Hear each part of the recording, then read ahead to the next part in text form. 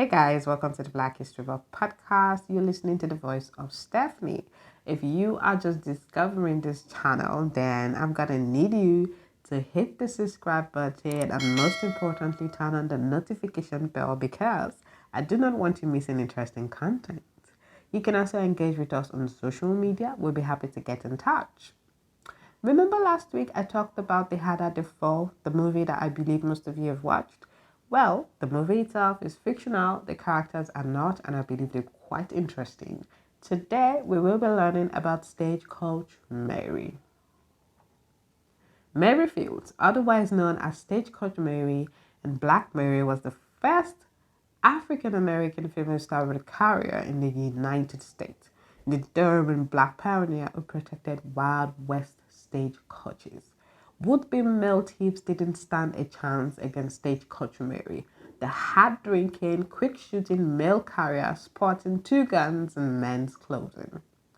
As the first African-American woman to carry mail, she stood out on the trail and became a Wild West legend. Rumor had it that she'd fended off an angry pack of wolves with a rifle. She had the temperament of a grizzly bear and was not above a gunfight. Born Mary Fields in around 1832, Fields was born into slavery, and like many other enslaved people, her exact date of birth is not known. Even the place of birth is questionable, although historians have pinpointed Hickman County, Tennessee as the most likely location. At the time, enslaved people were treated like pieces of property. Numbers were recorded in record books, but their names were not. A story became clearer after the end of the Civil War when she was freed. Many formerly enslaved people headed north to friendlier territory. So did Fields, who seems to have gone up the Mississippi River, working on riverboats and acting as a servant and laundress for families along the way.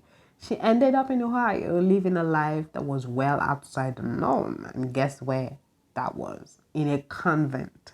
It's not clear how Fields discovered the Riesling Convent of the Sacred Heart in Toledo, Ohio. Some accounts say she accompanied a daughter of the Warner family to the convent. Others say she headed there with a family friend who was a nun.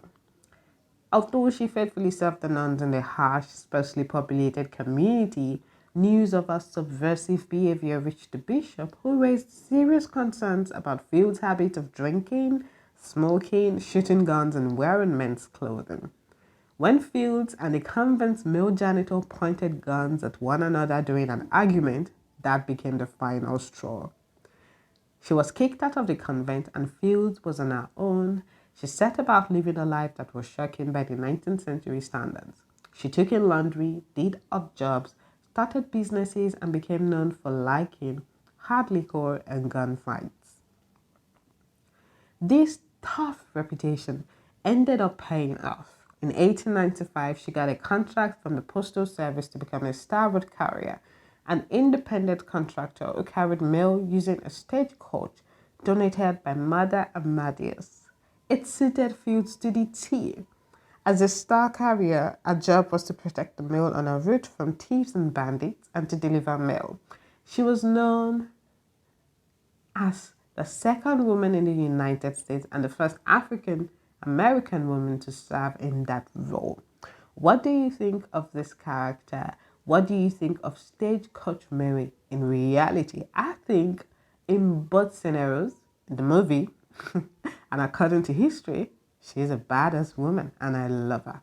Who do you think I should talk about next? Let me know in the comment section and thank you for listening.